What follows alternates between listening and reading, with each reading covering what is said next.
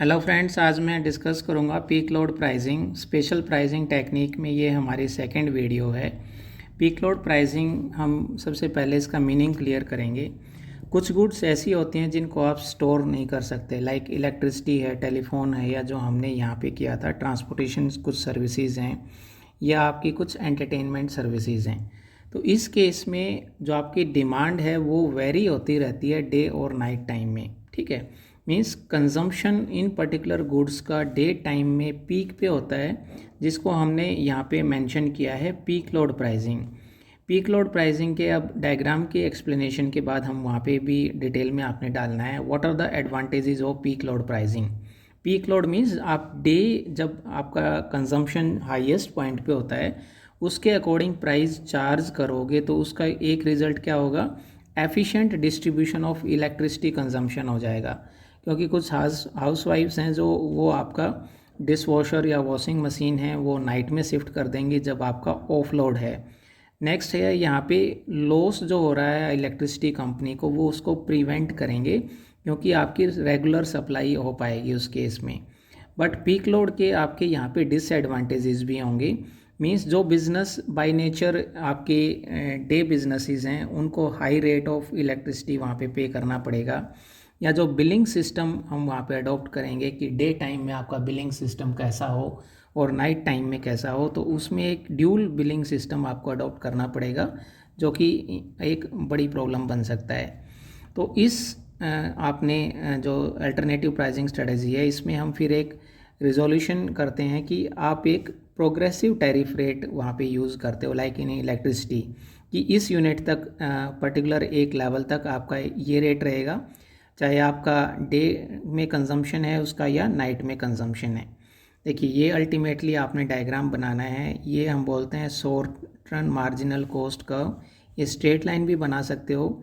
ये हम बनाएंगे डायग्राम ऑफ लोड में, और ये डायग्राम जब डे टाइम में आपका हाईएस्ट होता है पीक लोड में।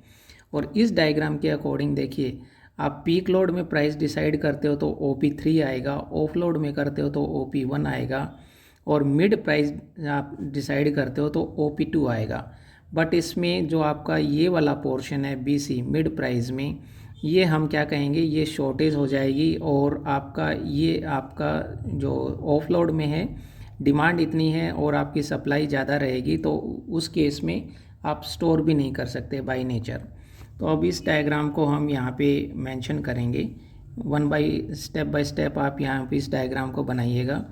हम यहाँ पे वाई एक्सिस पे मेंशन करेंगे आपका प्राइस, और OX एक्सिस पे हम डिमांड करेंगे, डिमांड एंड सप्लाई, प्लॉट करेंगे डिमांड एंड सप्लाई। और ये हमारा आया short run marginal cost curve, ये आपका है demand curve OL of load में।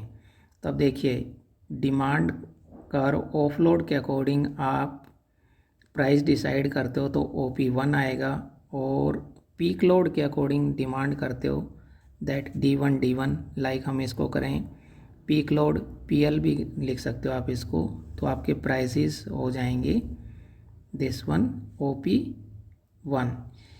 अब हम मिड प्राइस स्ट्रेटजी अडॉप्ट करना चाहें इस केस में, देखिए पीक लोड में आपकी पर्टिकुलर डिमांड कितनी है और सप्लाई कितनी है, आपने यहाँ पे ये मेंशन करना पड़ेगा। अब यहाँ पे केस क्या आ रहा है, अब एक अल्टरनेटिव स्ट्रेटजी क्या हम यूज़ करते हैं कि आप ना ही OP प्राइस डिसाइड करो, ना ही OP1, OP2 प्राइस डिसाइड करो। तो अब क्या होगा, ऑफ लोड के ड्यूरेशन में, अब हम इसको नाम दे दीजिए सपोज ABC। ऑफ लोड में आपकी डिमांड कितनी है P2A, बट सप्लाई कितनी है P2P, तो आपका AB एक्सेस सप्लाई हो जाएगा जो कि वेस्टेज होगा। और पीक लोड में आपकी डिमांड कितनी है दिस वन, ये वाली, और आपकी शॉर्टेज आपकी क्या रहेगी उस केस में BC, डिमांड आपकी है CP2, और आपकी सप्लाई है BP2। तो जो आपका BC है ये शॉर्टेज ऑफ सप्लाई हो जाएगा। तो इस वजह से जो हमने लास्ट स्लाइड में डिस्कस किया था, अल्टरनेटिवली कौन सी इस प्रॉब्लम का रेजोल्यूशन क्या निकलता है, आप प्रोग्रेसिव टैरिफ रेट लगाते हो जैसे जैसे यूनिट्स ऑफ कंजम्पशन आपका बढ़ेगा तो उस केस में इलेक्ट्रिसिटी के रेट वहाँ पे ज़्यादा चार्ज करेंगे। मींस डबल प्राइसिंग सिस्टम का यहाँ पे कंसेप्ट अभी सक्सेसफुल नहीं हुआ है। मे बी लेटर ऑन कि इसका कोई सॉल्यूशन निकल पाए।